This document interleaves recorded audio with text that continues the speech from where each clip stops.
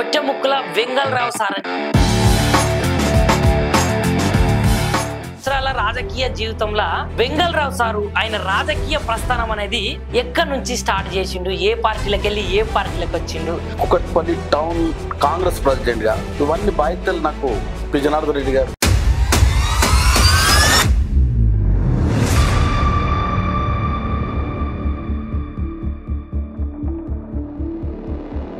తెలంగాణ రాష్ట్ర ముఖ్యమంత్రి రేవంత్ రెడ్డి సార్ గురించి చెప్తే ఏమని? ఆయన ఏ విషయమైనా జీతం మోసపోవాలని ప్రజలు కోరుకుంటున్నారు. మేము ఢిల్లీకి పోతే దొంగలకు చూస్తున్నారు, ఆయన మా చెప్పులు ఎత్తుకపోగలని మళ్ళీ బయటకు చూసుకుంటారు. మరి తీన్మార్ మళ్ళీ ఏమంటున్నాడంటే అసలు బీసీకి నీకు సంబంధం ఏమున్నది? నీకు నాకేమైనా సంబంధమా? కంచం పొత్తుందా, మంచం పొత్తులున్నాయా మనకేమన్నా? పెట్టుకోవద్దా అవసరం అది. కేసీఆర్ సార్ గురించి చెప్తే ఏమని చెప్తారు? కేసీఆర్ సారు ఆయన ఒక శక్తి, ఆయన ఒక ఇదబ్బా. ఇలా ఆయన గురించి తెలుసుకోవాలంటే ఇయ్యాలి కాదు, ఇయ్యాలి మన భారతదేశం చరిత్ర, రాజకీయ చరిత్ర పటంలోనే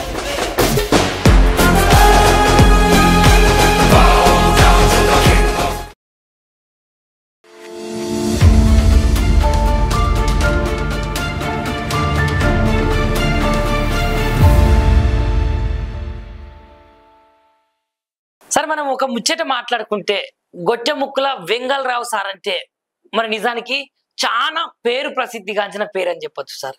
మరి నిజానికి 40 సంవత్సరాల రాజకీయ జీవితంలో వెంగళరావు సారు ఆయన రాజకీయ ప్రస్థానం అనేది ఎక్కడి నుంచి స్టార్ట్ చేసిండు, ఏ పార్టీలకు వెళ్ళి ఏ పార్టీలకు వచ్చిండు, ఒక్కసారి మా ప్రేక్షకుల కోసం చెప్తారా సార్?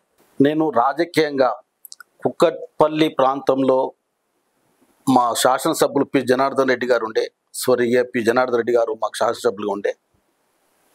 ఆయన పనితీరు, ఆయన తిరుగుడు, ఆయన ప్రజల్లో నిత్యావసరం ఉంటూ ఆయన ఏ విషయానికి కానీ మా ప్రాంతంలో ఎవరు ఏది జరిగినా, ఇక్కడ యాక్సిడెంట్ జరిగినా, ఇక్కడ ఇండస్ట్రీలో బర్నింగ్ జరిగినా కూడా ఏ రాత్రి పగలకుండా వచ్చేది. ఆయన చూసిన రాజకీయంగా అట్రాక్షన్ కావడం. పి జనార్దన్ రెడ్డి గారిని మా ప్రాంతం శాసనసభ్యుడు ఖైరతాబాద్ నియోజకవర్గం సాగినప్పుడు నేను బిజినెస్ మెన్ ఉంటే మాకు లారీలు ఉండే. నేను ఆయన నడవడి, ఆయన తడక చూసి ఆయన చేసి నేను రాజకీయంగానే కాకుండా నాకు నచ్చి పి జనార్దన్ రెడ్డి గారి దగ్గరికి వెళ్ళి నేను ఆయనను పరిచయం చేసుకొని నాకు పెద్ద మనిషిగా నాకు నచ్చి నేను ఆయన దగ్గర కూడా జరిగింది ఆ రోజుల్లో. అంటే రాజకీయ గురువు లెక్క అది మెల్లగా రాజకీయంగా నాకు పి జనార్దన్ రెడ్డి గారు నన్ను నచ్చి, నా యాక్టివిటీ కూడా నచ్చి ఆ రోజుల్లో కుకట్పల్లి యూత్ కాంగ్రెస్ ప్రెసిడెంట్ గా, టౌన్ యూత్ కాంగ్రెస్ ప్రెసిడెంట్ గా, కుకట్పల్లి టౌన్ కాంగ్రెస్ ప్రెసిడెంట్ గా ఇవన్నీ బాధ్యతలు నాకు పి జనార్దన్ రెడ్డి గారు నాకు ఇచ్చిండే. అవి నేను సస్యశ్యామలు లోకల్ గా పార్టీ బలోపేతం, కార్యకర్తలను ఎంబడేసుకొని ఏ రాత్రి ఏదున్నా కూడా మాకు పి జనార్దన్ రెడ్డి గారు అనుగణంలో తిరుగుతూ ప్రజల సేవ చేస్తూ అదొక హ్యాపీగా ఉండే, మాకు హ్యాపీనెస్ అదొక ఇది ఉండే మాకు. నన్ను తిరిగిన యాక్టివిటీని బట్టి నాకు బాధ్యతలు తను అప్పచెప్పాడు. ఆ బాధ్యతలు నేను సులువుగా పార్టీకి పనిచేయడం జరిగింది ఆ రోజుల్లో. ఆయన చూపించిన బాటల్లోనే ఆయన చెప్పేవాడు మాకు ఎక్కడైతే కష్టం ఉంటుందో, ఎక్కడైతే ప్రాబ్లం ఉంటుందో అక్కడ వెళ్ళి పని చేస్తేనే మనకు ఇది ఉంటుంది. వెంకలరావు, ఇప్పుడు మంచి మంచి ఫాస్టింగ్ కాలనీలు ఉంటాయి, పెద్ద కాలనీలు ఉంటాయి, వాళ్ళకి వాటర్ రాకున్నా వాళ్ళకి అంత ఇది లేదు, కొనుక్కొచ్చుకునే కెపాసిటీ ఉంటుంది. కరెంట్ లేకున్నా వాళ్ళు ఏదైనా చేసుకోవడానికి ఉంటుంది. నిత్యం డ్యూటీకి వెళ్ళేవాళ్ళు, అడ్డమే కూలికి వెళ్ళేవాళ్ళు, ఒక్కరోజు వాటర్ రాకున్నా వాళ్ళు పనికి పోలేరు, కరెంట్ లేకున్నా వాళ్ళకి ప్రాబ్లం. అస్సుంటిది జాగ్రత్త మనం ముందు చేసి వాళ్ళకి పని చేయాలనేది నేర్పించిన వ్యక్తి పి జనార్దన్ రెడ్డి గారు. అదే సూటితోటి కాంగ్రెస్ పార్టీలో పనిచేస్తూ మరి 9లో ఆయన చనిపోయిన తర్వాత మా మాయసులమంతా పెద్ద దిక్కు లేకుండా ఏదో సొంత బ్రదర్ కన్నా ఎక్కువ పోయిన ఫీలింగ్లో నిమగ్నమై ఉంటుంది. ఆ టైంలో ఆయన చూపించిన ధైర్యం, ఆయన చూపించిన బాట పట్టుకొని కాంగ్రెస్ జెండా పట్టుకొని అదే సూటితోటి మేము మా కాన్స్టిట్యూన్సీలో చేయడం జరిగింది. కాంగ్రెస్ పార్టీ ఆ రోజులో మాకు పిసిసి ప్రెసిడెంట్ డి శ్రీనివాస్ గారు ఉండి గ్రేటర్ హైదరాబాద్ అయిన తర్వాత మాది మున్సిపాలిటీ ఉండే. గ్రేటర్ హైదరాబాద్ ఏర్పడిన తర్వాత నాకు కుకట్పల్లి నుంచి కాంగ్రెస్ టికెట్ ఇచ్చారు. కార్పొరేటర్గా ఫస్ట్ కార్పొరేటర్గా గ్రేటర్ హైదరాబాద్ 9లో ఏర్పడ్డప్పుడు కార్పొరేటర్ టికెట్ నాకు ఇవ్వడం జరిగింది. ఆ రోజులో మా కాన్స్టిట్యున్సీలో ఉన్న సీట్లన్నీ టీడీపీ గెలిచింది. నేను ఒక్కని కాంగ్రెస్ తప్ప అన్ని టీడీపీ గెలవడం జరిగింది. అంటే మీరు అప్పుడు గెలిచినాం. ఆయన గెలిచి నేను ఏంటంటే ప్రతి కుకట్పల్లి నుంచి నాకు బాలనగర్ వరకు 75,000 ఓట్లుండే. ప్రతి బూత్ లో నేను లీడ్ తీసుకోవడం జరిగింది. ఆయన ఎంబడి తిరుగుకం ఆ బలం ఆ శక్తి నాకు గెలిపించింది. పి జనార్దన్ రెడ్డి ఎంబడి తిరుగుతే నాకు ప్రజలు ఇచ్చేసి నన్ను బ్రహ్మాండమైన మేరతో ఆ రోజులో గెలవడం జరిగింది. వేరే డివిజన్లో చూసినట్టయితే అన్ని టీడీపీ పోయింది, ఒక్కరిని కాంగ్రెస్ గెలిచిన. అప్పుడైతే టీడీపీ ఉండే, నేను ఒక్కరిని కాంగ్రెస్ గెలిచిన. అది ఆయన శక్తి ఇచ్చిన బలంతోనే గెలిచిన. అప్పుడంటే ఉమ్మడి ఆంధ్రప్రదేశ్ ఉన్నప్పుడు ఉమ్మడి ఆంధ్రప్రదేశ్ తెలంగాణ ఏర్పడక ముందు అంటే తెలంగాణ ఏర్పడక ముందుకే కార్పొరేటర్ గా గెలిచి పి జనార్దన్ రెడ్డి గారు ఉన్నప్పుడు సింగిల్ విండో చైర్మన్ గా నేను ఎలక్టెడ్ అయినా. సింగిల్ విండో చైర్మన్ గా నేను ఎలక్ట్ అయ్యి 5 ఏళ్ళు నేను సింగిల్ విండో చైర్మన్ కూడా చేసిన. దురదృష్టం మాకు పి జనార్దన్ రెడ్డి గారు చనిపోవడం, లేతే ఆయన ఉంటే నాకు ఎమ్మెల్యే అవకాశం అప్పుడే నాకు వచ్చేది. ఆయన పోయిన తర్వాత రాజశేఖర రెడ్డి గారు కూడా నన్ను చాలా దగ్గర తీసుకున్నాడు. రాజశేఖర రెడ్డి గారు కూడా నాకు మనోధైర్యం ఇచ్చిండు, నేనున్నా అన్నాడు, చాలా దగ్గర తీసుకొని చేసుకుంటూ మరి భగవంతుడు ఆయన కూడా తీసుకుపోవడం జరిగింది. తర్వాత కాంగ్రెస్ పార్టీ ఏముంది ఏం లేదు లోకల్ అన్నప్పుడు కూడా నేను జెండాను వదలలేదు, ధైర్యం వదలలేదు. జెండా పట్టుకొని లోకల్ కుకట్పల్లిలో కాంగ్రెస్ జెండా పట్టుకొని 4 కార్యకర్తలు ఉన్నాయి, 5 కార్యకర్తలని కృషి చేస్తూ పార్టీకి పనిచేస్తూ ముందు సాగడం జరిగింది. తర్వాత రేవంత్ రెడ్డి గారు మా తన ఎంపీకి కాంటాక్ట్ చేసి రావడం జరిగింది. రేవంత్ రెడ్డి కూడా నాకు చాలా పాత పరిచయం. నేను అన్నదమ్ములు లెక్క మేము బాగా అంటారు, నన్ను ఎక్కడైనా అన్నని పిలుస్తాం. ఆయన రావడం, మా తన ఎంపీగా పోటీ చేయడం నాకు శుభసూచకంగా అనిపించింది.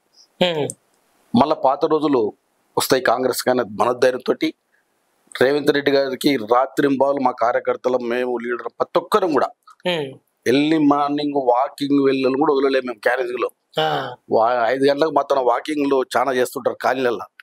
వాళ్ళని కూడా కలిసి రిక్వెస్ట్ చేసి మేము ఆయన కూడా గెలిపించుకోవడానికి కృషి చేసిన ప్రతి కార్యకర్త మల్కాజ్గిరి పార్లమెంట్ లో. తర్వాత కూడా ఆయన పిసిసి ప్రెసిడెంట్, మాకు ఎంపీ గెలవడం, ఆయన పిసిసి ప్రెసిడెంట్ కావడం. ఆయన ఎక్కడ మీటింగ్ పెట్టినా మేము 40-30 కార్లతోటి మా కార్యకర్తలము మేము అందరూ కూడా శాశ్వతంగా కష్టపడ్డాం. ఆ రోజుల ఎక్కడ మీటింగ్ అయినా కూడా మా పార్టీ పెద్దలు చాలా మంది, రాహుల్ గాంధీ గారు కానీ, ప్రియాంక గాంధీ గారు కానీ, సోనియా గాంధీ గారు కానీ, కష్టపడ్డ కార్యకర్త జెండా పట్టుకొని ఎవరైతే వీధుల్లో తిరుగుతారో, ఇంటిని తిరుగుతారో వాళ్ళ ఇంటికి బీఫామ్ వస్తుందని చెప్పారు. మీరు ఏ మీటింగ్లో చూడండి వస్తుందని చెప్పి. అప్పటికి నేను ఇప్పుడు 61 ఏళ్ళు, 40 ఏళ్ళు సుదీర్ఘ నేను కాంగ్రెస్ పార్టీకి ఎన్ని ఉడుతులు వచ్చినా ఏది వచ్చినా కూడా పార్టీని వదిలే పని చేసుకొస్తున్నాం. కానీ నాకు పార్టీ టికెట్ ఇస్తాను ఆశించిన, కష్టపడ్డా, చాలా చేసిన. మరి ఎందుకు టికెట్ రాలేదు సార్? అంటే ఇప్పుడు నిఖార్సైన కార్యకర్త నుంచి ఒక మంచి నేతగా ఎదిగిరు, నమ్మకంతో 40 సంవత్సరాలు పనిచేసిన మరి వెంగళరావు గారికి కాంగ్రెస్ పార్టీ ఎందుకు మొండి చేయి చూపించింది? మరి అది నాకు ఇప్పటికీ అర్థమవుతలేదు.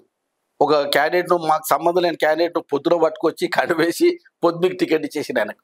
అంటే ఎందుకు మరి ఏ క్యాండిడేట్ అయితే మాకు వచ్చిండో ఆ క్యాండిడేట్ మా ఏరికి సంబంధం లేదు, మా రోడ్లు తెలియదు, మా గల్లీ తెలియదు, మా బాధలు తెలియదు, మా ఏది తెలియదు.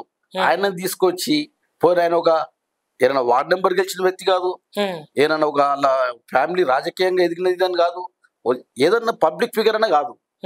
మరి అమాతంగా నాకు టికెట్ ఇస్తలేమని నాకు ఏ పెద్ద నాయకుడు రెస్పాన్స్ లేదు, ఎవరు మాట్లాడటం లేకుండా పొద్దున ఆయన తీసుకొచ్చి కనివేసి సాయంత్రం టికెట్ ఇచ్చేస్తే నాకు చాలా బాధ అనిపించింది.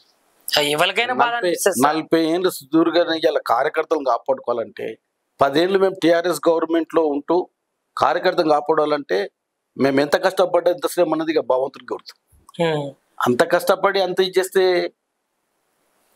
కానీ కాంగ్రెస్ పార్టీ నేషనల్ పార్టీ, పెద్ద పార్టీ. ఎవరో ఒకరు సీనియర్ లీడర్ వచ్చిర్రు, ఓ మాజీ ఎంపీ వచ్చిండు, మాజీ మినిస్టర్ వచ్చిండు, వాళ్ళ తాత మినిస్టర్ ఉండే అది ఉండేది. రాజకీయం సీనియర్ పెద్దోళ్ళు పంపించినప్పుడు కూడా మేము సాటిస్ఫై ఉండేవాళ్ళం. మాకు ఏ మాకు సంబంధమైన వ్యక్తి ఓ బిజినెస్ మ్యాన్ తీసుకొచ్చి పేరు చెప్పండి సార్ ఎవరు? బండి రమేష్ అని ఒక బిల్డర్. వీళ్ళు సీజన్ బట్టి రాజకీయం చేసే వాళ్ళని పట్టుకొచ్చి మా మీద ఇచ్చేసి వాళ్ళ ఇళ్ళల్లో అన్ని రకాల జెండాలు పెట్టుకుంటారు. టీడీపీ జెండా ఉంటది, చిరంజీవి పార్టీ జెండా ఉంటది, బీజేపీ జెండా ఉంటది, గొడుగు పట్టినట్టు వాళ్ళ ఇంట్లో అన్ని జెండాలు ఉంటాయి. సీజన్ రాజకీయంగా వచ్చి మాయసొంటి కార్యకర్తలను బలి చేసుకోవడం అక్కడ కాంగ్రెస్ అధిష్టానికి కరెక్ట్ కాదు, వచ్చి నిలబడే క్యాండిడేట్ కరెక్ట్ కాదు. అంటే మరి గెలిచిండా సార్? మరి ఇట్లా గెలుస్తాడు కృష్ణారావు అంటేనా అక్కడ స్థానిక ఎమ్మెల్యే. కృష్ణారావు నా పార్టీ నాకు కాంగ్రెస్ ఉండే, ఆయన పార్టీ ఆయనకు ఇది ఉండే, మాకు పర్సనల్ దుష్మన్ అనేది లేకుండే. ఆయనను నేను టీఆర్ఎస్లో నాకు పార్టీ పెద్దలు ఆహ్వానించినాకనే పోయిన తర్వాత మేము 75,000 మేరతో కృష్ణారావు గెలుచుకోవడం జరిగింది. 75,000 మేరతో గెలుచుకోవడం జరిగింది. ప్రజలకు అంత తెలుసు, ప్రజలు ఇవాళ చైతన్యవంతులు. ప్రజలు ఎక్కడ ఎట్లా వేయాలి, ఎక్కడో అన్న ఎవరో వచ్చి నిలబడితే ఓటు ఎట్లేస్తారు. ఇప్పుడు మన ఇంటి పక్క వాళ్ళు ఏదో ఊసుకళ్ళదో మంచి కళ్ళదో ఏదో అన్నా కూడా మన ఇంటి పక్కలో మనం ఛాయ్ చేస్తాం, మన ఊళ్ళో మనం ఇది చేస్తాం. కానీ బయటకెళ్ళి ఎవరో వచ్చి రెడీమేడ్ తయారు చేస్తాం మనం ఎట్లా ఒప్పుకుంటాము. ఇంకొక విషయం సార్, మరి 40 సంవత్సరాలు కాంగ్రెస్ పార్టీకి ఎనలేని సేవలు చేసిన వెంగళరావు సారు మరి పార్టీని అమాంతం టికెట్ ఇవ్వకపోతేనే మరి ఇళ్ళకు దునికిరా? మరి నేను 3 సార్లు చూశాను, 3 సార్లు నేను ప్రయత్నం చేశాను. 9లో మళ్ళా 14లో 3 సార్లు నాకు తీసుకొచ్చి లాస్ట్ కు నాకు విసికెత్తిరు. నేను గోడల మీద రాత పడుతుంది, కాంగ్రెస్ పార్టీ జెండా పట్టుకుంటూ గోడల మీద రాత పడుతుంది, నేను పార్టీలో పని చేసుకుంటూ వస్తే టికెట్ రానప్పుడు నేను పబ్లిక్ సేవ చేసినందుకు నేను కార్పొరేటర్గా గెలిచిన. ఆయన డి శ్రీనివాస్ గారు పెద్దలు ఉంటారు, మా పేసి ప్రెసిడెంట్, ఆయన నేను గుర్తుపెట్టి టికెట్ ఇచ్చాడు. నేను గెలిచాను కదా. నేను మొత్తం కాన్స్టిట్యున్సీలో ఏకైక సీటు కాంగ్రెస్ పార్టీ నేను గెలిచిన. పి జనార్దన్ రెడ్డి గారు చనిపోయిన తర్వాత మా ఏరియాలో కాంగ్రెస్ పార్టీ ఎప్పుడు గెలవలేదుగా. నేను కార్పొరేటర్ గెలిపి చూపించిన కాంగ్రెస్ పార్టీ ఉందిరా అని చూపించిన. నేను కార్పొరేటర్గా 5 ఏళ్ళు ప్రజలకు అందుబాటులో ఉంటూ ఏ రాత్రైనా నాకు ఫోన్ వస్తే, ఏ రాత్రైనా ఒక నీళ్ళు వస్తలేవన్నా, ఒక కరెంట్ వస్తలేదన్నా, కరెంట్ ప్రాబ్లం ఉండే, అప్పుడు కాంగ్రెస్ ప్రాబ్లం ఉండే, వాటర్ ప్రాబ్లం ఉండే, ఎన్నో బాధలు ఉంటుండే. ఇవన్నీ మాకు జనార్దన్ రెడ్డి గారు చూపించిన ఆయన చూపించిన బాట, అదే రాజకీయం నేను కార్పొరేటర్గా చేసిన. సరే, ఇప్పుడు నేనేమంటా అంటే ఇదే వెంగళరావు గారు మరి పార్టీ టికెట్ ఇవ్వకపోయినా కూడా మరి జనాలకు సేవ చేసుకోవచ్చు కదా, ఒక కార్యకర్త లాగానా లేకపోతే ఒక సీనియర్ నాయకుని లెక్కన. ఇప్పుడు జనాలకు సేవ చేయాలంటే ఎమ్మెల్యే కావాలన్నా అని నేనంట, దానికి మీరేమంటారు? మరి జనాలకు సేవ చేయాలంటే కొద్దిగా పవర్ అవసరం. పవర్ లేని ఈ రోజులు చేయం. ఏ అధికారి వినడు మనకు. ఇలా అధికారులతో కూడిన పని, ఒక చెత్త ఎత్తాలన్నా ఒక అధికారం ఒక పవర్ ఉంటే ఎత్తురు లేదు, చేస్తలేరు పని. అధికారులు పనిచేస్తే పైన ఎవరన్నా ఎమ్మెల్యే లాంటి వాళ్ళు, కార్పొరేటర్ లాంటి వాళ్ళు ఏదైనా ఒత్తిడి పని మన బస్తీ రోడ్లో ఉందని అది అయిందా కాదంటే అని చెప్తే అప్పుడు అధికారులు దాన్ని చేస్తున్నారు. నీకు అది ఉంటే చేయగలుగుతాం. అది లేకున్నా మేము ఇప్పటికీ నేను టీఆర్ఎస్ లోకి వచ్చినప్పటికీ మా కుకట్పల్లి కాన్స్టిట్యూన్సీ కానీ ఇక్కడే కానీ మేము పిలిస్తే ఎక్కడైనా పోతున్నాం. ఎక్కడికైనా మంచి చెడ్డకు ఎవరు పిలిచినా మేము పబ్లిక్ లో తిరిగే అలవాటు కాబట్టి మేము రెగ్యులర్ గా పని ఉన్నాం. ఏదైనా ఇష్యూలు ఉంటే మా స్థానిక ఎమ్మెల్యే కృష్ణారావు గారు కూడా మేము ఫోన్ చేసి చెప్తున్నాం, ఆయన కూడా స్పందించి వెంబడే పని చేపిస్తున్నాడు. మేము పబ్లిక్ తిరిగే అలవాటు మాకు కాబట్టి మేము తిరగకపోతే మాకు ఒక చైన్ పట్టదు, మనసు పట్టదు. నేను నలిపేళ్ళు తిరిగి ఇప్పుడు ఏదో కొత్త పని చూసుకుందామంటే కూడా చేయలేము.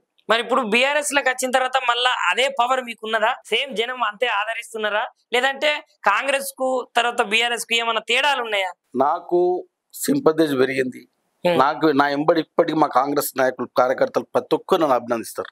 ఏ టెంపుల్ కాడికి పోయినా ఎడిపోయినా కూడా కాంగ్రెస్, బీజేపీ, బీఆర్ఎస్ ఎవరైనా నన్ను అభినందిస్తారు. ఎవరు కూడా నన్ను ఎవరు కూడా చీకొట్టుకోరు. మా కాన్స్టిట్యూన్స్ లో మేము జనార్దన్ రెడ్డి గారు పవర్ ఉన్నా, కాంగ్రెస్ పార్టీ పవర్ ఉన్నా, ఎవరు మా ఇంటి గుమ్మం దొక్కితే వాళ్ళ మేము పనిచేసిన వ్యక్తి. కక్ష సాధింపు చర్యలు ఎప్పుడు లేకుండే, ఏ రోజు కూడా లేకుండే. ఎవరిని ఆపత్తోని మా గుమ్మానికి వచ్చి మా అడిగిరంటే సలహాలని ఇస్తుడు, మాతోనైతే చేస్తే చేసుడు. కష్టంలోనే కష్టం ఉండి బాధలోనే వస్తారు. వచ్చినప్పుడు వాళ్ళకి మనం ఏ విధంగా ఇది చేయాలన్నది చేస్తేనే కదా వాళ్ళకి ఇదవుతారు. ఆ విధంగా నాకు ఇప్పటికీ కాన్షియస్లో మంచిగా ఉంది. మా పార్టీ కార్యకర్తలు కూడా చాలా ఇప్పటికి కూడా బాధపడతారు. 40 ఏళ్ళు ఖర్చు తిరిగినాం. టోటల్గా కాంగ్రెస్ పార్టీ లేదురా అన్న రోజున తిరిగిన కరుడు కట్టే కాంగ్రెస్ కార్యకర్తలందరూ వేసుకొని తిరిగినాం. వాళ్ళందరికీ కూడా ఇప్పటికీ నాకు సొంత బ్రదర్ కలుసుకుంటారు. పార్టీలు వాళ్ళు ఇదైనా కూడా ఏదైనప్పటికీ ఇప్పటికీ ఎవ్వరు ఈ విషయాన్ని వస్తే మా ఎమ్మెల్యే గారు చెప్తే పని చేస్తుంది. కావాల్సింది అదే కదా. అంతే. సరే, ఇంకొక ముచ్చట అంటే మీరు మధ్యలో ఏం పెట్టుకోకుండా మాట్లాడాలి, ఏం పెట్టుకోకుండానే చెప్పాలి అన్ని. ఏంటిదంటే ఇప్పుడున్నటువంటి కాంగ్రెస్ పార్టీ యొక్క పోకడ కానీ, కాంగ్రెస్ పార్టీ యొక్క విధి విధానాలు కానీ, లేకపోతే కాంగ్రెస్ పార్టీ చేస్తున్నటువంటి సరే మంచి పనులా లేకపోతే ఇంకా వేరే పనుల ఏదైతే ఉన్నాయో వాటి గురించి చెప్తే వెంగళరావు గారు ఏమని చెప్తారు? మరి మేము చూసిన కాంగ్రెస్ పార్టీకి చాలా ఫరక్ ఉంది. అంటే కాంగ్రెస్ పార్టీ అప్పుడు ఉన్నట్టు ఇప్పుడు లేదంటారా? అసలు పేరే కాంగ్రెస్, మీద కనిపించేది కార్పొరేషన్. ఉప్పర్ షెర్వాని అందరు పరిశానే అన్నది ఎట్టుంటదో ఇది ఉప్పర్ షెర్వాని లాంటి కాంగ్రెస్ ఉంది. లోపడంతా కాంగ్రెస్ విధానం విరుడుగా నడుస్తుంది గవర్నమెంట్. అంటే ఇప్పుడు ఏ విధంగా నడుస్తుంది మీరు గమనించిన అప్పటికి ఇప్పటికి ఏం తేడాలు ఉన్నాయి? మరి కాంగ్రెస్ ప్రభుత్వం వస్తే సామాన్య ప్రజానికము ఎంతో ఖుషిగా ఉండేవారు. సామాన్య ప్రజానికము చాలా కాంగ్రెస్ వచ్చిందిరా అమ్మ మనకు మంచి ఇది ఉంటది, మంచి భరోసా ఉంటది అన్నారు. ఉంటే ఆఫీసర్లు కూడా భయపడుతురు. ఏ చిన్న లీడర్ మనమైనా కూడా ఆఫీస్కి పోయి పని చేపించేంత శక్తి ఉంటుండే. కాంగ్రెస్ పార్టీ కార్యకర్త మండలాఫీస్ పోయిండు, పిఎస్కి పోయిండు అంటే పని అవుతుండే. ఇలా కార్యకర్తలు అధోగతి అయిపోతురు. కాంగ్రెస్ పార్టీ కార్యకర్తలు మనసారా కడుపులోకి వెళ్ళి వాళ్ళని అడగండి అసలు వ్యవస్థ ఎక్కడ పోయింది. కాంగ్రెస్ పార్టీ ఇలా రాష్ట్రంలో కాంగ్రెస్ పార్టీ రావడానికి కారణం కూడా సోనియామ్మ వల్ల, వీళ్ళెవరి వల్ల కాదు. ఆ రోజున తెలంగాణ రావడానికి ఆమె ఎంతో కృషి చేసినది తెలంగాణ ప్రజల గుండెలో ఉంది. ఆమె ఒక్కసారి అవకాశం ఇవ్వాలని ఆ విధంగా వచ్చింది ఇది. కానీ పార్టీ పూర్తిగా డైవేషన్ వెళ్ళిపోయి ఇవాళ మళ్ళా కాంగ్రెస్ పార్టీ తెలంగాణలో నామరూపల్లి కుట్ట జరిగే విధంగా జరుగుతుంది. ఈ 2 ఏళ్ల కాలం, దాదాపు 2 ఏళ్ళు, సంవత్సరాలు అయిపోయింది, దాదాపు 2 ఏళ్ళు ఉన్నది. ఈరోజు ప్రజెంట్ గవర్నమెంట్ కాంగ్రెస్ వాళ్ళ నాయకులున్న ఈరోజు మీరు సర్వే ప్రతి గల్లీ ప్రతి రాష్ట్రం తిన్నట్టయితే ప్రజల తీర్పే మీకు ఏ విధంగా ఉన్నది అనేది మీ సర్వేలో మీకు అవుతుంది. ఎవరు హ్యాపీ, ఏడ హ్యాపీ ఉంటారు? భయం బతున్నారు. ఏ బిజినెస్ సార్ చక్క లేడు. ఎవరు వాళ్ళ పెట్టిన స్కీమ్లు ఏదో మీద బొమ్మి చేపను కట్టి కళ్యాణ లక్ష్మి 1,00,000 రూపాయలతో పాటు తులం బంగారం ఇస్తాము, రైతులు రుణమాఫీ చేసుకుంటే మళ్ళా రుణం దొరుకుతుంది, మహిళలకు ఉచితంగా 2,500, పింఛన్ 4,000 ఇస్తారని చెప్తే జనాల ఆశ ఏమో ఇంత ఇస్తారా ఇంత వస్తుందా అన్నట్టుగా గరీబోలు ఆశిస్తారు. దానికి అంతా చెప్పింది ఒకటి చేసింది ఒకటి అంతా. సరే, మీరైతే గట్లా అంటున్నారు, చెప్పింది ఒకటి కాంగ్రెస్, చేసింది ఒకటి కాంగ్రెస్ అంటున్నారు. కాకపోతే ఇప్పటికిప్పుడు కాంగ్రెస్ పార్టీ ఎన్నికలు పెడితే స్థానిక ఎలక్షన్లలో కాంగ్రెస్ పార్టీ గెలుస్తుందట. ఇంకొక ముచ్చట ఏంటంటే ఇప్పుడు మీరు అన్నారు కదా, మరి పేదలకు ఏం చేసిందంటే పేదలకు ఇందిరమ్మ ఇల్లు ఇస్తున్నదంట. చెంచులు, గోండ్లు, గిరిజనులు ఎవరైతే ఉన్నదో వాళ్ళకు కూడా ఇందిరమ్మ ఇల్లు ఇస్తున్నదంట. వాళ్ళకు ఉష్కే, కంకెర, సిమెంటు ఇవన్నీ ఫ్రీగా ఇస్తున్నదంట. అట్లనే మహిళా సంఘాలు ఏవైతే ఉన్నాయో మరి మహిళా సంఘాలకైతే ఈ నెల 18వ తారీఖున వాళ్ళ అకౌంట్లోకి ఇప్పుడు మహిళా సంఘాలు ఎవరైతే ఉంటారో వాళ్ళకు పిలుచుకొని మరి సీఎం రేవంత్ రెడ్డి గారు అక్కడ ఉన్నటువంటి స్థానిక ఎమ్మెల్యేలతో అయితే చెక్కుల పంపిణీ కూడా చేస్తారట. ఏది ఏమి చేసినా గత ప్రభుత్వం తెలంగాణ మనకు రాకముందు ఆ రోజున కాంగ్రెస్ ప్రభుత్వం కిరణ్ కుమార్ రెడ్డి గారు ఉంటారు. తెలంగాణ మీరు కావాలని అడుగుతున్నారు, తెలంగాణ మీరు తీసుకుంటే తెలంగాణ రాష్ట్రము అంధరాకంగా వెళ్ళిపోతుంది. తెలంగాణ రాష్ట్రం అడ్మినిస్ట్రేషన్ ఉండదు, ఏ కంట్రోల్ ఉండదు, వాటర్ ఉండదు, కరెంటు అని ఏదైనా మంచి పంతులుగా బత్తం పెట్టుకొని చెప్పి మరి కేసీఆర్ గారు తెలంగాణ సోనియమ్మ బర్త్డేను అరేంజ్ చేసుకోము. మరి కేసీఆర్ గారు ముఖ్యమంత్రి తెలంగాణ వచ్చిన తర్వాత ఆయన ముఖ్యమంత్రి అయిన తర్వాత ఏ విధంగా 10 ఏళ్ళు సస్యశ్యామలంగా నడిపించినా ఏదన్నది ఇలా ప్రజలు చెప్తారు. ఆ రోజున మన కరెంటు ప్రాబ్లం ఉండే, కరెంటు ప్రాబ్లం ఏ విధంగా తీర్చారు అన్నది ఆంధ్ర రాష్ట్ర నాయకులు ఆశ్చర్యపడ్డారు. సాధ్యం కాలే మాతోటి, అతితో ఎంత తెలియ కరెంట్ ఎట్లా బిల్ చేసుకున్నారు తెలంగాణ వాళ్ళు. పెద్ద పెద్ద నాయకులు స్టేట్మెంట్ ఇచ్చారు. వాటర్ విషయానికి వచ్చినా ఏది ఇలా కాళేశ్వరం లేకపోతే తెలంగాణకి దిక్కేలేదు. వాటర్ ఇలా హైదరాబాద్ నీళ్ళు అవుతున్నామంటే కాళేశ్వరం నీళ్ళే, వేరే తట్టుకున్న పరిస్థితి లేదు. వాటర్ లేకపోతే అన్ని శూన్యమే. వాటర్ లేకపోతే ఎడారి ప్రాంతం అవుతుంది మనది. దానికి కాళేశ్వరం తప్ప వేరే లేదు కదా, మనకు వేరే సోర్స్ లేవు.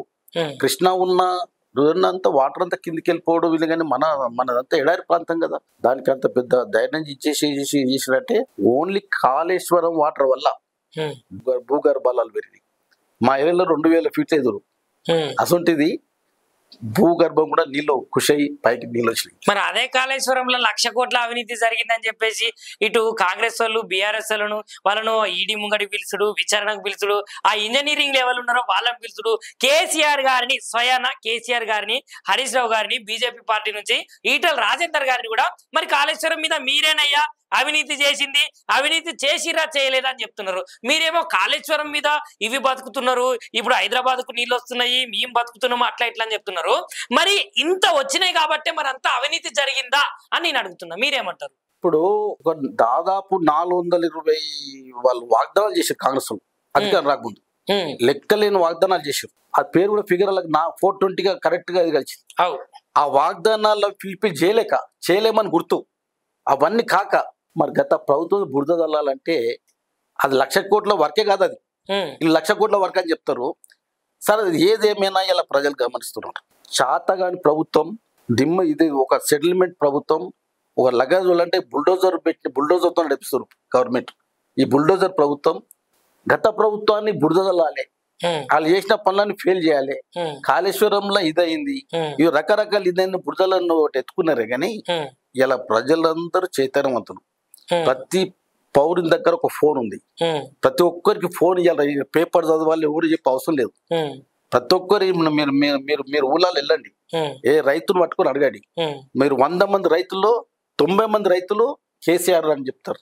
కేసీఆర్ మా పెద్దది అని చెప్తారు. కేసీఆర్ వల్లనే మేము నీళ్ళు అయినా 4 బుక్కడు మాకు పంట పండించుకున్నాము, మాకు ఇదున్నాడు అన్నది ఇలా నువ్వు జగమైన సత్యం దాన్ని ఓడించలేరు. మరి జగమెరిగిన సత్యం అని మీరు మాట్లాడుతున్నారు. మరి 10 సంవత్సరాలు పరిపాలించిన బీఆర్ఎస్ పార్టీ గదే కేసీఆర్ గారు మరి బీసీలకు ఏం చేసిండ్రు అని చెప్తే మీరేమంటారు?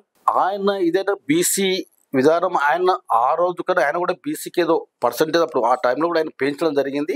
ఈ రోజు కూడా ఇది 42% పెంచడం మంచిదే విధానం. బీసీ అంటే నేను అంటున్నా సార్, నేననే ముచ్చట ఏంటిదంటే 10 సంవత్సరాలు బీఆర్ఎస్ పార్టీ పరిపాలించినప్పుడు మరి బీసీలు గుర్తుకు రాలేదా? మరి ఇప్పుడున్న కాంగ్రెస్ పార్టీ అయితే 42% బీసీలకు అయితే రిజర్వేషన్ కల్పించింది. మరి గత ప్రభుత్వం ఎందుకు కల్పించలేకపోయిందని నేను అడుగుతున్నా సార్. కేసీఆర్ గారు బీసీ రెవల్యూషన్ దీనికి అంతకుముందు ఎంత ఉండే, బీసీ చాలా రైతాంగంలో కానీ చాలా ఇదే కానీ కొంతమంది చేపలు పట్టుడు కానీ అంతా కింది స్థాయి వర్గంగా ఉంటారు. వాళ్ళ చైతన్యాలన్నదే కేసీఆర్ కూడా ఆ రోజు పర్సంటేజ్ పెంచిండు.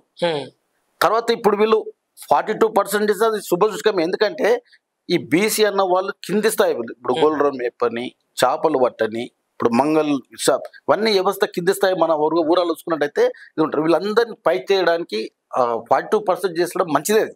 దానికి హర్షించదగ్గ విషయమే. ఏ ప్రభుత్వమైనా ఏదైనా కూడా మంచి పని చేస్తే మంచిగా ఉంటుంది. అది రేపు ఇంప్లిమెంట్ కావాలా, ఏదో చెప్పి మళ్ళీ అల్ల మోసం చేస్తే పబ్లిక్ బడ వేసి కొడతారు. ఏదో ఇప్పుడు ఎన్నికల ముంగట ఇచ్చిరు, మరి ఇది మంచిది. ఎన్నికల ముందైనా రెగ్యులర్ గా దాన్ని ఇంప్లిమెంట్ చేయాలా. ఇచ్చుడు వాగ్దానం చేసుడు కాదు, ఇంప్లిమెంట్ కావాలా, మంచిగా ఇది కావాలా. ప్రజలకి ఇప్పుడు అట్టడుగు వర్గానికి పనిచేస్తే ఏ ప్రభుత్వం ఎవరైనా కూడా ఇది చేస్తారు. అది ధైర్యంగా ముందుకు చేసేవాళ్ళు దాన్ని ఇంప్లిమెంట్ చేయాలి. మీరు ఇంతకుముందు అన్నారు, ఇప్పుడు మల్లన్న విషయం అంటే మల్లన్న వేరు, విధానం వేరు. అవుసారి ఇంకొకటి కిరికిరి ఏంటిదంటే నిజానికి బీసీ జనానికి ఎమ్మెల్సీ కవిత మేడకు అసలు సంబంధం ఏంది నేను కొట్లాడినే కాబట్టి ఇవాళ రేవంత్ రెడ్డి నాకు భయపడి బీసీలకు 42% రిజర్వేషన్ కల్పించిండు అనేమో కవిత మేడం అంటుంది. ఇంట్లో ఎంతవరకు సత్యం? మరి మీకు ఒక్కటి చూడండి, ఆల్ ఇండియా పొలిటికల్ లెవెల్ చూసినట్టయితే ఆయన విపి సింగ్ గారే కానీ మన విపి సింగ్ కానీ వాళ్ళు పెద్ద నాయకుడు బీసీకి ఎంతో చేసిరు. పెద్ద నాయకత్వం కూడా వాళ్ళు ఓసి ఉన్నప్పటికీ కూడా బీసీని ఇచ్చేయాలి అంటాడు కొట్టడం లేకపోతే చరణ్ సింగ్ గారే కానీ చౌదరి చరణ్ సింగ్ గారే బీసీల గురించి చేసిన తాపన పడ్డ నాయకులు పెద్దోళ్ళు ఎంతమంది ఉన్నారు. కవితమ్మ కూడా బీసీ విధానం మంచిగా ఆశించవచ్చు, కలుపుకొని తిరగవచ్చు, తప్పేం లేదు అది. ఇప్పుడు మన ఊళ్ళో ఉన్నాము, ఇది మనం ఇప్పుడు బీసీ గీసీ అంటే మనకి వెనకటి బీసీ గీసీ ఏముండే అక్క మామ అన్న అక్కల తిరిగిన వాళ్ళం, ఆ విధంగా తిరిగిన వ్యవస్థ తెలంగాణ. బీసీ రిజర్వేషన్ వల్ల ఆమెకు సాటిస్ఫై అయ్యి ఆమె నచ్చుకుంది అయింది కాబట్టి ఆమె ఖుషి పండుగ చేసుకో తప్పలేదు. మరి తీన్మార్ మల్లన్న ఏమంటున్నాడు అంటే అసలు బీసీకి నీకు సంబంధం ఏమున్నది, నీతోటి ఏమన్నా మాకు కంచం పొత్తున్నదా మంచం పొత్తున్నదా అనే వ్యాఖ్యలు చేసేసరికి అటు తెలంగాణ జాగృతి తరపున మొత్తం ఈ వివాదాస్పద వ్యాఖ్యలు అయితే బగ్గుమని జాగృతి తరపు నుంచి కొంతమంది బీసీ నేతలు వచ్చి ఏం చేసిరంటే తీన్మార్ మల్లన్న ఏదైతే ఉన్నదో ఆఫీస్ మీదనైతే దాడి చేసిర్రు. అదైతే మనం సోషల్ మీడియాలో చూసినాం. వాళ్ళు ఫైరింగ్ చేసిన తర్వాత మేడము డీజీపీగా వాళ్ళక వీళ్ళక కంప్లైంట్ కూడా చేసింది. దాని తర్వాత పెద్దలు కంప్లైంట్ చేసి ఆయన సస్పెండ్ చేయాలి అట్లా ఇట్లా అని మాట్లాడింది. మరి నిజానికి తీన్మార్ మల్లన్నకు అదే విధంగా కల్వకుంట్ల కవిత మేడానికి అసలు సంబంధం ఏమున్నది, ఇట్లాంటి వివాదాస్పద వ్యాఖ్యలు చేయడానికి గల కారణం ఏముంటది? తీన్మార్ మల్లన్న ఆయన ఏ టైంలో ఏ విధంలో ఆయన చరిత్ర మోసం చూసుకున్నట్టయితే ఎన్ని రకాలు మాట్లాడతాడని ఆయన పరిధిలో చూసుకున్నట్టే తప్పు. ఆయన ఎప్పుడైనా ఏదైనా మాడవచ్చు, ఇలా రేపు బీసీ మాట్లాడే ఓసీ గురించి మాట్లాడచ్చు, రేపు దేనికైనా మాట్లాడచ్చు. ఆయన విధానం బట్టి మారుతూ చేస్తూ మాట్లాడుతూ పోతాడు. ఊసరతో పెట్టుకోవద్దు అవసరం అది. ఆయన ఇది బీసీ క్యాండిడేట్ కాదు, ఆయన ఓసీ క్యాండిడేట్ కాదు. ఓసారి ఓసీనట్టు ఒకసారి బీసీ కూడా రేపు బీసీ కూడా తిడతాడు. మరి ఎందుకు బీసీలకు నేను ముంగటుండి నాయకత్వం వహించుకుంటా మొన్న ఆర్కిస్ట్రాను వాళ్ళను వీళ్ళని అంతా కలుపుకొని బీసీ గర్జన బీసీ మహానాడు సభ అట్లా ఇట్లా అని చాలా మందినే గ్యాదర్ చేసుకుని పెట్టింది కదా సార్. మరి ఆయన ఓ సీజన్ నాయకుడే, సీజన్ వాతావరణం బట్టి నడిచిన మల్లన్న సీజన్ నాయకుడే ఆయన అనవసరం. ఎప్పుడు ఏ టైంలో ఆయన నడవడి ఆయన నడకడి ఎవరిని ఎప్పుడు ఎత్తుకుంటారో తెలియదు. ఆయన మల్లన్నగా ఉండి ఆయన తీసుకున్న ఇంటర్వ్యూలలో ఎన్నో ఉన్నాయి. ఆయన తీసుకున్న ఇంటర్వ్యూలలో నాయకులతో ఇంటర్వ్యూ తీసుకున్నది ఆయన విధానం ఎన్నో ఉన్నాయి. దాని గురించి మనము లోతుగా చెప్పే అసలు ఆయన కూడా ఓపెన్ ఉన్నాయని, ఏ టైంలో ఏ విధంగా మాట్లాడి అన్ని వీడియోలు ఉన్నాయి ఆయన కూడా. అది మనం పుట్టించి చెప్పేది కూడా అవసరం లేదు. ఆయనది 100% ఉత్తరవెల్లి రాజకీయాలు అంతకడం లేదు. సరే, ఇంకొకటి స్థానిక ఎన్నికలు అయితే పెడతామని చెప్పిర్రు. దాని తర్వాత 29 దాని తర్వాత ఆ డేట్ అన్నారు ఈ డేట్ అన్నారు. అసలు ఇప్పుడు చూసుకుంటే ఇంకా 3 నెలలు అయితే ఎక్స్టెండ్ చేసిర్రు. అంటే ఇక రాబోతున్నాయని చెప్తున్నారు. 3 నెలలు అంటే 3 నెలలు కాదు కానీ మరి స్థానిక ఎన్నికలే కానీ సర్పంచీలు ఎంపీటీసీలు జెడ్పీటీసీలు హైదరాబాద్ లో చూసుకుంటే మున్సిపల్ జిహెచ్ఎంసీ ఎన్నికలు ఇవి ఎందుకు ఇంతగానం లేట్ గా పెడుతున్నారు? మరి వాళ్ళకు డౌట్ గెలవమన్నది వాళ్ళ సర్వేల రిపోర్ట్ రూపంటే చెప్తున్నాయి. గెలవమన్నది రిపోర్ట్స్ వాళ్ళకి బాగా ఖచ్చితంగా ఉన్నాయి. వాళ్ళకి ఏదో విధంగా చేసి ఇప్పుడు బీసీ రిజర్వేషన్ అని అది ఏదో విధంగా చేసి మేము అవును అనిపించుకున్నారు ఏదో కానీ అంటే ఇప్పుడు బీసీ రిజర్వేషన్ 42 ఒక ఎరలెక్క వేసి గెలవాలనుకుంటున్నారా? మరి ఏదో ఒకటి ప్రభుత్వం మైండ్ ఏదో ఉండి చేయదు కానీ మాత్రం ఎన్ని జిలుకులు పడ్డా వాళ్ళు ఏదో 420 పథకాలు ఏమని ఇచ్చారు అవి జనాలలో మారిపోయినాయి. ఇదో మాటగారి ప్రభుత్వం పనిచేసే ప్రభుత్వం అనేది తెలిపోయింది. ఎలక్షన్ అనేది ఇంకా 3 నెలలు లేట్ పెట్టుకున్నా 6 నెలలు లేట్ పెట్టుకున్నా కంపల్సరీ ఎలక్షన్ లోకల్ ఎలక్షన్ పెట్టవలసిందే. లోకల్ ఎలక్షన్ లో ఈ ప్రభుత్వానికి సీగాల్చి కర్రు కాల్చి సురుకు పెడతారన్నది వాళ్ళకే అర్థమైపోయింది. సరే సార్, ఇంకో ముచ్చట ఏంటంటే బయట జనాలు అనుకుంటున్న ముచ్చట ఇది. మరి నేనైతే అంటలేను, జనాలు అయితే అనుకుంటున్నారు. మరి బీఆర్ఎస్ బీజేపీ 2 పొత్తట సార్, నిజమేనా? రాజకీయ పార్టీలు పొత్తు ఏదనేది అది ఫ్యూచర్ నిర్ణయిస్తుంది. అది ఏది మనం ఏది అనుకో ఇలా చూస్తాం, చంద్రబాబు నాయుడు చూస్తాం, కాంగ్రెస్ పార్టీతో పొత్తుతో కొన్ని సంసారం చేసాడు, ఇలా బీజేపీతో చేస్తున్నాడు. గతంలో ఏదైనా రాజకీయంగా రాజకీయ పార్టీలు ఏం చెప్పడానికి వస్తుంది? పరిస్థితి వాతావరణం బట్టి ఆ రోజుల్లో బట్టి దాని గురించి మనం ఏం చెప్పలేము. కానీ మాకున్న ఇదైతే మటకము తెలంగాణలో ఒంటరి పోరాటం బీఆర్ఎస్ చేస్తుంది అనేది విశ్వాసం లేదు. నేనేమంటున్నానంటే జనాలు అనుకున్న ముచ్చట జనాల నోట్లకెళ్ళి నాన్న ముచ్చట ఏంటంటే తెలంగాణ రాష్ట్రంలో రాబోయే ఎన్నికలల్లా బీజేపీ బీఆర్ఎస్ 2 కలిసి పోటీ చేసి 2.5 సంవత్సరాలేమో కేసీఆర్, 2.5 సంవత్సరాలేమో కేటీఆర్. ఇక కీలకమైన ఏది మంత్రి పదవులు ఏదైతే ఉంటాయో దాని తర్వాత ఏదైతే ఉప ముఖ్యమంత్రి ఉంటారో అవి బీజేపీ కీలకమైన నాయకులకు ఇస్తారు. ఇట్లనే నడుస్తున్నది. ఈ ఢిల్లీలో కేసీఆర్ చేసినటువంటి వ్యూహం ఏదైతే ఉన్నదో అది ఖచ్చితంగా అమలవుతుంది అని చెప్తున్నారు జనాలు. అదంతా కాదు, ఒంటరిగా పోటీకి బీఆర్ఎస్ సిద్ధమవుతుంది. కార్యకర్త కాడికెళ్ళి నాయకుల కాడికెళ్ళి అందరూ కూడా ఈసారి ఒంటరిగా పోటీ చేస్తే తెలంగాణలో సీట్లు కూడా బ్రహ్మాండమైన సీట్లు పెరుగుతున్నాయి, నాయకత్వం బాగా అవుతుంది, ప్రజలు బీఆర్ఎస్ కావాలని ఎదురు చూస్తున్నారు. అంటే ఇప్పుడు సీట్లు పెరుగుతాయి అంటారు, మరి ఏమైనా కొంటారా సీట్లను? డైరెక్ట్ నిజంగానే ఓట్లేసి గెలిపించుకుంటారా? బీఆర్ఎస్ పార్టీ స్థానిక లోకల్ నాయకత్వం, కార్యకర్త, లీడర్ ఆ గుణగణాలు బట్టి టికెట్ వస్తుంది. అమ్ముడు కొనుడు సీట్లు మనం కాంగ్రెస్ చూసినాం. కష్టపడ్డ కార్యకర్తలు బండకేసి కొట్టి ఏమన్నా అమ్ముకున్నారా, వానికి ఏం సెటిల్మెంట్ చేసుకురా ఏదన్నది వాళ్ళ మనసు గుర్తు, వాళ్ళ మానవత్వం వాళ్ళ గుర్తు. కానీ అది బీఆర్ఎస్ పార్టీలో అది జరగదు.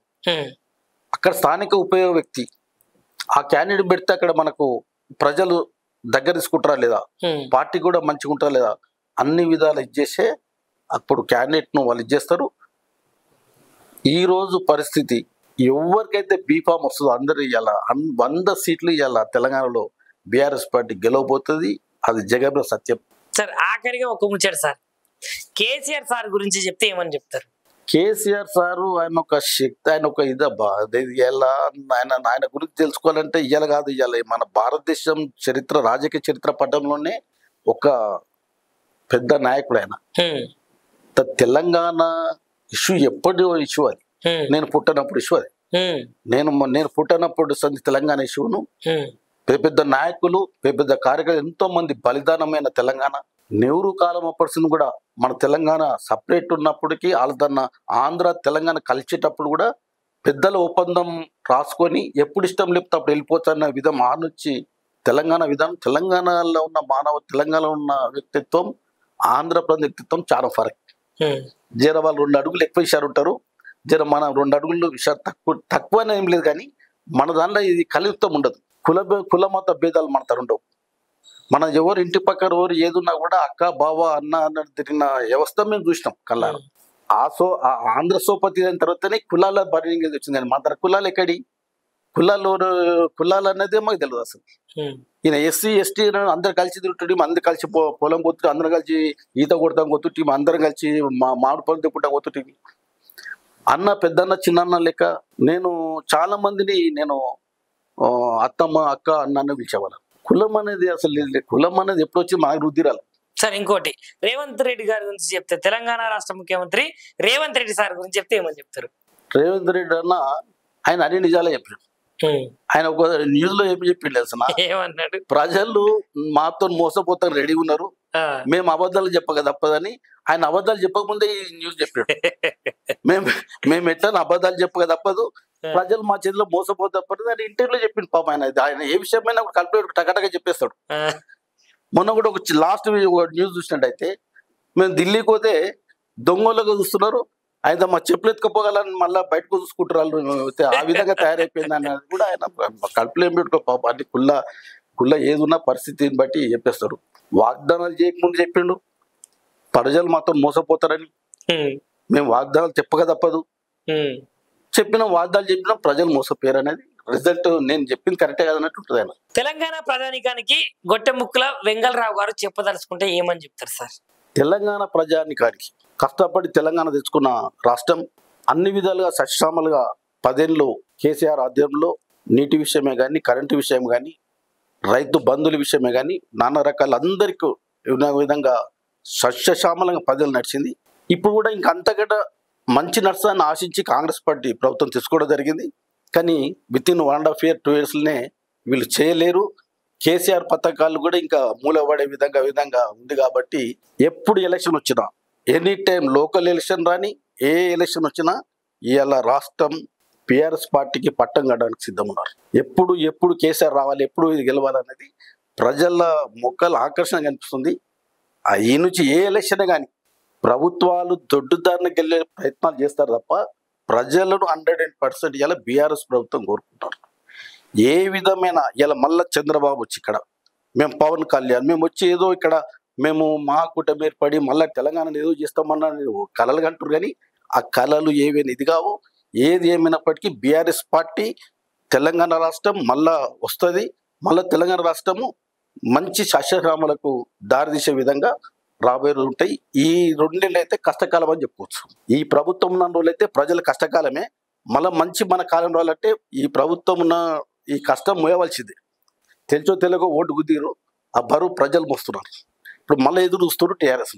ఏది ఏమైనా ఏ లోకల్ ఎలక్షన్ కూడా ఏ కార్యకర్త ఏ క్యాండిడేట్ అయితే బీఫామ్ వస్తుందో అప్పుడు సర్పంచ్ ఉండొచ్చు, ఎంపీటీస్ ఉండొచ్చు, కార్పొరేట్ ఉండొచ్చు, ఇంకా ఎన్ని ఎలక్షన్ అయినా ఇలా బీఆర్ఎస్ పార్టీ బ్రహ్మాండ మేతో గెలుస్తుంది. నమస్తే సార్. సుశీర్ గారులా గొట్టె ముక్కల ఎంగళరావు సార్ అయితే ఏ విధంగా మాట్లాడిండో, మరి నిజానికి సారు మాట్లాడిన ముచ్చట్లు ఈ తెలంగాణ రాష్ట్రానికి సంబంధించినటువంటి మంచిగానైతే మాట్లాడింది కదా. ఇగో ఇట్లాంటి మంచి నాయకులతో అయితే మన టీవీ ఛానల్ అయితే మళ్ళక మాట ముచ్చట ప్రోగ్రామ్ అయితే పెట్టుకుంటాముల్లా. మరి అంతవరకు శనార్థి. లైక్ చేయండి, షేర్ చేయండి, సబ్స్క్రైబ్ చేయండి. మరిన్ని వీడియోల కోసం బెల్ సింబల్ పై క్లిక్ చేయండి.